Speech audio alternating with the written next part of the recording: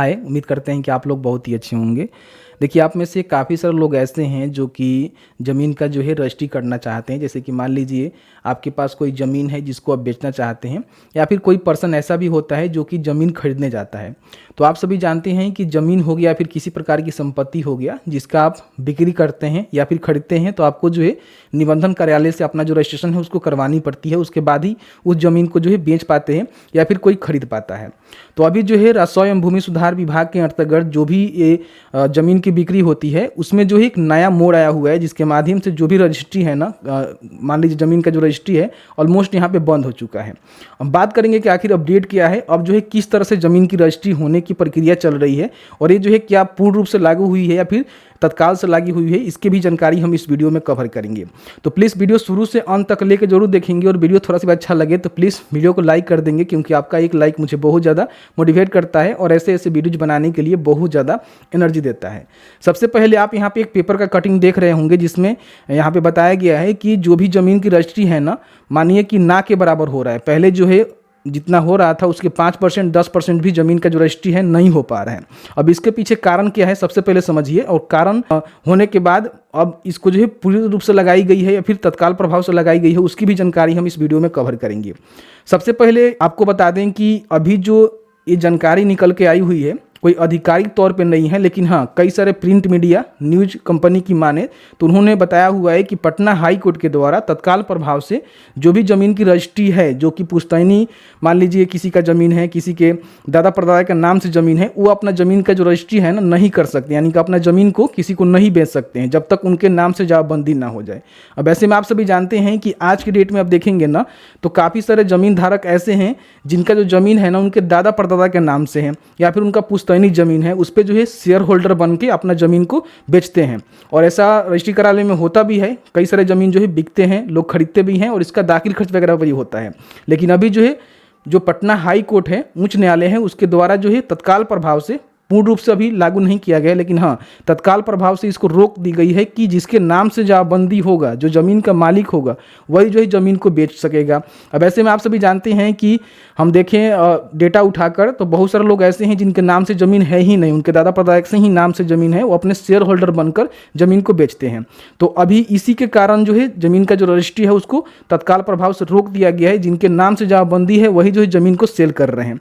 अब ऐसे में देखिए, आप में से काफ़ी सारे लोग ऐसे हैं जो कि मान लीजिए ज़मीन खरीदना चाहते हैं, बेचना चाहते हैं, तो आपको सबसे पहले तो श्योर ये कर लेना है कि जो भी ज़मीन बेच रहा है तो क्या उसके नाम से ज़मीन है, तभी उस ज़मीन को आप खरीद पाएंगे और उसका जो रजिस्ट्रेशन है रजिस्ट्री कार्यालय में आप कर पाएंगे। क्योंकि अगर दूसरे किसी के नाम से ज़मीन है और दूसरा कोई जाएगा उसको बेचने के लिए, तो ज़मीन का जो रजिस्ट्री है रजिस्ट्री कार्यालय से नहीं होगा। इन बातों को ध्यान रखेंगे अभी जो अपडेट आया हुआ है इसके अनुसार।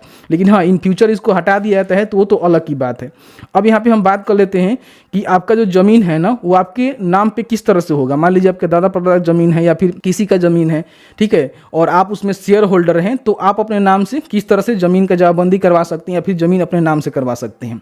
देखिए, इसके लिए आपको जो भी अंचल अधिकारी होते हैं उसके माध्यम से ही बंटवारा करवाकर जो भी शेड्यूल होता है, जिसको आप जमाबंदी भी कह सकते हैं, तो बंटवारा के आधार पे आपका जो है जमाबंदी कायम किया जाएगा, यानी शेड्यूल करवाया जाएगा। ठीक है, तो उसके लिए जो है आप अपने अंचल कार्यालय से विजिट करके इसकी संपूर्ण जानकारी हासिल करेंगे। इसमें क्या होता क्या है, थोड़ा सा जानकारी आपको हम दे देते हैं, क्योंकि उतना मुझे भी जानकारी नहीं है, जितना मैं जानकारी आपको मतलब जितना जानकारी है उतना मैं आपको दे रहा हूँ।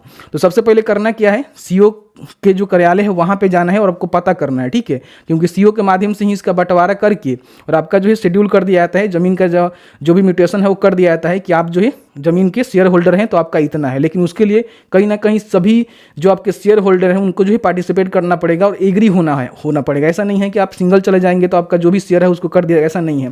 जो भी शेयर होल्डर है उन सभी का जो है सहमति होनी चाहिए, और फिर वहाँ पे जो भी प्रॉपर डॉक्यूमेंट है वो डॉक्यूमेंट आपको देने पड़ेंगे। उसके बाद ही वहाँ पे अंचल कार्यालय से आपका ज़मीन का जो बंटवारा है उसको किया जाएगा और आपके नाम पे उसका जमाबंदी जो है कायम किया जाएगा।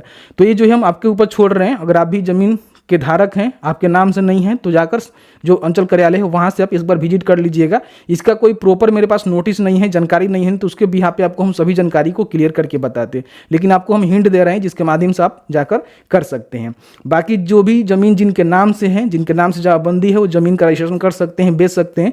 और वैसे ही ज़मीन आप खरीदने जा रहे हैं तो खरीदें, क्योंकि मान लीजिए किसी और के नाम से ज़मीन है और कोई और उसका बेटा हो गया, फिर कोई भी हो गया, भाई हो गया, तो आप सेल नहीं कर सकता है। इन बातों को ध्यान रखेंगे। तो मैंने जो है सभी जानकारी को क्लियर करके बताया हुआ है। और अभी जो है बिहार में जमाबंदी जो है आधार से लिंक किए जा रहे हैं, तो आप लिंक करवा लेंगे, मोबाइल नंबर से लिंक करवा लेंगे तो भविष्य में आपको ही बेनिफिट मिलने वाला है। तो जाकर आप अपने राजस्व कर्मचारी के माध्यम से अपना आधार का फोटो कॉपी और मोबाइल नंबर लिखकर वहाँ पे अपने जमाबंदी का रसीद का जो फोटो है देकर वहाँ पे लिंक करवा सकते हैं। तो मैंने ऑलमोस्ट आपको सारा जानकारी बता दिया। तो अभी जो है तत्काल प्रभाव से इसको बंद किया गया है। देखिए बाद में क्या होता है क्या नहीं होता है। आप में से काफ़ी सारे लोग पूछ रहे थे कि इसकी रिगार्डिंग कुछ जानकारी दीजिए, तो मेरे पास जितने जानकारी था, जितना हमने कलेक्ट किया था, उसके भी यहाँ पे आपको जानकारी उपलब्ध करवा दिया हुआ है कि जिनके नाम से जमाबंदी है फिलहाल जो है जमीन वही रजिस्ट्रेशन कर सकता है, दूसरा कोई जमीन को नहीं बेच सकता है, चाहे उसका उत्तराधिकारी क्यों ना हो, मतलब शेयर होल्डर क्यों ना हो। ठीक है, 3 बातों को ध्यान रखेंगे। तो बस आज की इस वीडियो में इतना ही। वीडियो अच्छा लगा है तो वीडियो को लाइक करें, और आपके मन में कोई भी सवाल होगा इस वीडियो से रिलेटेड तो आप हमें कमेंट सेक्शन में कमेंट करके पूछ सकते हैं। जहां तक मेरी नॉलेज होगी आपको बताने की कोशिश की जाएगी।